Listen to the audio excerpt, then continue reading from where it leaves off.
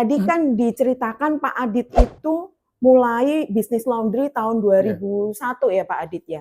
Itu kan dari 2001, 2003 buka di BSD dan ada di sampai 2011 itu Pak Adit kan masih aktif ya sebagai pramugara ya Pak Adit ya di Garuda. Nah, bagaimana bisnisnya tetap bisa berjalan Pak kalau Bapak nggak ada? Ya, bisnis ini saya bangun dengan suatu konsep. Ya, nah ketika konsep ini saya bikin, kemudian saya tulis SOP-nya juga, saya tulis cara kerjanya juga. Jadi saya ada buku, saya susun kayak buku manualnya untuk operasional usaha laundry ini. Nah, ketika ini semua sudah saya siapkan, saya tinggal minta orang lain untuk bisa menjalankan sesuai dengan apa yang sudah saya bikin itu. Kayak SOP-nya itu ada semuanya. SOP cara menerima pakaian, cara mencuci, cara mengeringkan, cara setrika. Nah, ini kita rekrut karyawan, kita rekrut supervisor atau apa gitu untuk menjalankan apa yang sudah saya susun di dalam SOP itu. Jadi bukan bisnis yang one man show yang saya sendiri harus menjalankan. Jadi kalau bahasa kerennya sekarang tuh kayak autopilot atau apa kayak gitu. Oh, autopilot ya. Jadi memang sudah mengenal sistem autopilot seperti pekerjaannya ya Pak ya, diterapkan juga di bisnis. Iya, betul. Oke. Nah, ini menarik karena Pak Adit mempersiapkan bisnisnya dengan membuat SOP. Ini yang kadang terlupa ya Pak Adit ya, ketika kita mau menjalankan satu bisnis, SOP-nya nggak ada, sehingga kita nggak bisa handover ke orang lain ya Pak, sehingga kita harus ada terus. Nah, sudah disiapkan SOP dan di tahun 2011 Bapak memutuskan untuk golden second hand mungkin ya istilahnya ya, golden second hand dari Garuda. Nah, ini otomatis kan Pak Adit kemudian terjun langsung ke bisnis ya Pak Adit di 2011 itu, seperti itu. Jadi transisinya gimana nih Pak? Dari yang tadinya bekerja punya SOP dikerjain orang, 2011 Pak Adit benar-benar full terjun untuk bisnisnya atau gimana Pak?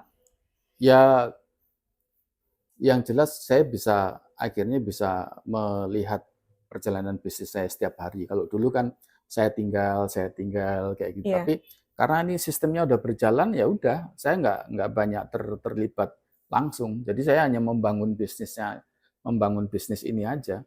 Jadi yang jalanin tetap orang lain seperti itu. Karena sistemnya sudah berjalan ya, sehingga ketika Pak Adit datang, yang terjadi adalah Pak Adit memikirkan pengembangan bisnisnya gitu ya Pak Adit ya? Ya, kayak sebagai saya owner ya? Gitu. Sekarang bisnis snack seperti ini. Jadi kan ada kebutuhan orang itu sandang, pangan, papan. Iya. Ya, sandang, pakaian. Pangan. Ya. Pangan, makan. Papan, rumah. Papan, rumah. Nah, ini kayak sandang ini dari kebutuhan itu sandang ya karena saya dari sandang ini saya pernah jual pakaian seperti itu. Terus kalau saya bikin pabrik konveksi kan modalnya sangat besar. Tapi kalau saya punya usaha jasa laundry untuk merawat pakaian, itu kan juga boleh dibilang bergerak di bidang sandang. Jadi merawat pakaian orang. Karena kebutuhan orang itu sandang, pangan, dan papan. Nah, kita coba memenuhi dalam hal kebutuhan untuk sandang, untuk merawat pakaian itu. Nah, pangan ya kita coba jualan snack seperti ini. Meskipun ini bukan makanan kebutuhan pokok ya, tapi ini kan cemilan salah satu bentuk daripada pangan manusia itu. Gitu. Nah, papanya mungkin nanti bikin kos-kosan atau apa. Jadi kita coba memenuhi kebutuhan manusia sandang, pangan, papan itu. Itu konsepnya ya di dalam Pak Adit ya. Karena itu kebutuhan yang pasti akan ada terus ya, Pak Adit. Secara mental mempersiapkan itu loh Pak. Maksudnya gini, dari tadinya di Garuda pramugara rapi, necis, semuanya sudah terstruktur dengan baik gitu ya. Terus punya bisnis sendiri, karyawannya hilang, kita nyetrikain bajunya orang loh Pak. Orang saya nyetrika baju sendiri aja males Pak. Lah, kayak gitu ya. Kadang-kadang kita milihnya lebih baik saya nyuci ketimbang nyetrika karena panas gitu ya, kemeringet gitu. Nah, terus Pak Adit nyetrikain bajunya orang. Itu gimana Pak? Mempersiapkan diri untuk itu seperti apa Pak? Ya, yang pertama memang kita kalau mau usaha kita harus menyiapkan mental kita. Mental untuk bisa ya melakukan hal-hal yang kadang itu buat orang lain, "Ih, kok sekarang kerjamu jadi kayak gitu sih," kayak gitu. Loh, kita ini kan melayani pelanggan. Saya waktu di Garuda saya juga melayani penumpang. Tapi saya sekarang melayani pelanggan saya, tapi itu perusahaan saya sendiri. Jadi itu satu kebanggaan buat saya. Daripada saya kerja melayani penumpang tapi di perusahaan yang lain, tapi saya lebih senang melayani pelanggan saya, tapi itu perusahaan saya sendiri. Jadi jiwanya ketika berbisnis adalah, bisnis ini punya saya, dan saya punya pelanggan, saya harus melayani pelanggan saya, begitu ya mindset-nya ya. Nah, itu sahabat pensiun, kadang-kadang mindset yang sulit ya, apalagi kalau misalnya kita berasal dari perusahaan besar yang biasa kita semuanya serba sudah teratur, kemudian punya bisnis sendiri, akan sulit ya Pak Adit kalau mindset kita masih di perusahaan besar gitu ya Pak? Iya. Oke, itu sahabat pensiun salah satu cerita mungkin yang harus kita persiapkan sejak awal. Nah, Pak Adit, di sahabat pensiun itu kita punya satu cerita atau satu sistem ya, bukan sistem ya kita sebutnya, satu mimpi gitu ya, bahwa pensiunan itu harus yang pertama harus takwa. Nah, ini nih sangat terkait dengan T yang pertama dari sahabat pensiun, terbuka. Nah, sahabat pensiun, tadi Pak Adit dengan ceritanya bahwa nggak masalah saya menyetrika baju orang karena ini bisnis saya. Nah, itu artinya secara mindset, pensiunan tuh memang harus terbuka.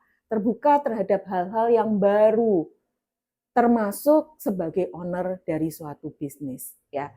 Oke, baik Pak Adit. Ini lanjut nih.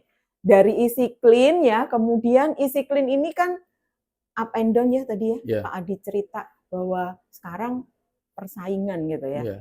Nah, apakah karena persaingan itu juga nih Pak Adit kemudian Pak Adit berpikir, wah ini harus ada diversifikasi bisnis nih, kios Serpong ini. Boleh cerita nggak dalam mindset pebisnis kalau kita menjalankan satu bisnis, jangan-jangan kita nggak bisa ada di satu bisnis tertentu saja, tapi ngelihat pasar dan kita mencoba men-serve itu. Apakah seperti itu Pak Adit?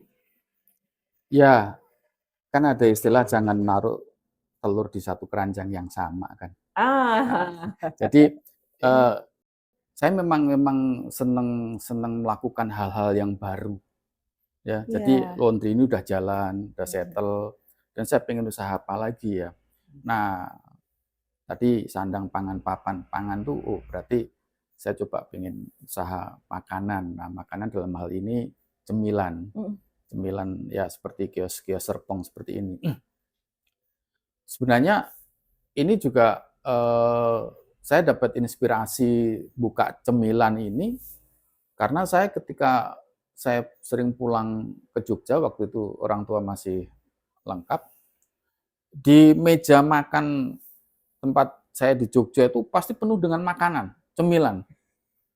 Jadi bapak itu kalau lagi pergi kemana itu mesti beli cemilan, taruh di meja. Nah, ketika saya pulang, kok ada cemilan kacang waktu itu kok enak. Akhirnya saya bawa ke sini. Terus waktu saya pulang lagi, bapak nawarin, enak nggak kacangnya? Enak Pak, saya pengen beli. Di mana? Ya udah, dianterin sama bapak saya. Beli, kemudian saya berpikir, ini kenapa nggak saya jual aja ya? Karena kacangnya ini rasanya enak. Nah, kemudian saya waktu itu beli, kira-kira ya berapa bungkus banyak itu saya taruh di counter laundry. Kok laku? Wah, habis. Wah, berarti ada peminatnya ini. Kemudian mendorong saya untuk membeli dalam jumlah banyak. Bapak saya kaget waktu itu, kok jumlah banyak itu belinya. Siapa yang mau makan? Mau saya jualin. Nah, karena memang saya punya bakat menjual itu tadi kan. Akhirnya setelah saya jual di counter, Tapi karena kebanyakan, saya takutnya keburu expire kan nanti, kadaluarsa kan. Akhirnya ya saya nyari akal gimana supaya makanan ini bisa berputar. Akhirnya saya titipkan ke teman punya rumah makan. Nah, dari situlah kemudian berkembang, ya akhirnya bisa bisa lebih lengkap lagi lah usahanya itu. Oke. Jadi sekali lagi ya, inspirasinya ternyata sesuatu yang sederhana, melihat cemilan di meja makan dan itu bisa jadi duit ya Pak ya, ternyata gitu. Pak Adit, ini kan ada sekian banyak nih Pak Adit makanan dari kios Serpong gitu ya. Mungkin menarik nih sahabat pensiun, karena apa? Ini Pak Adit kan sebenarnya memilih supplier lah kira-kira ya sebutnya. Kemudian mengemas dengan cara yang lebih baik gitu ya Pak Adit. Ini idenya dari mana sih Pak Adit, kok kemasan dan segala macam nih Pak Adit pikirkan seperti apa nih Pak? Idenya dari mana nih? Ya untuk kemasan dulunya saya pakai plastik biasa. Tapi waktu itu saya datang ke suatu pameran kemasan, kok ada plastik yang lebih bagus. Dia pakai seal, terus ada ini kan bisa gampang disobek kayak gini ya. Jadi nggak perlu gunting seperti itu. Nah akhirnya saya ganti kemasannya dengan yang seperti ini sekarang ini. Jadi ini kemasannya benar-benar lebih enak lah. Orang buka nggak perlu pakai gunting. Terus ini kalau udah dibuka masih bisa di-seal. Jadi kalau dibawa-bawa buat perjalanan gitu nggak perlu karet kita. Kadang kalau yang plastik biasa itu kan habis dibuka ya karetin atau kalau nggak bikin berantakan kayak gitu. Melempem akhirnya ya Pak. Akhirnya. Ya.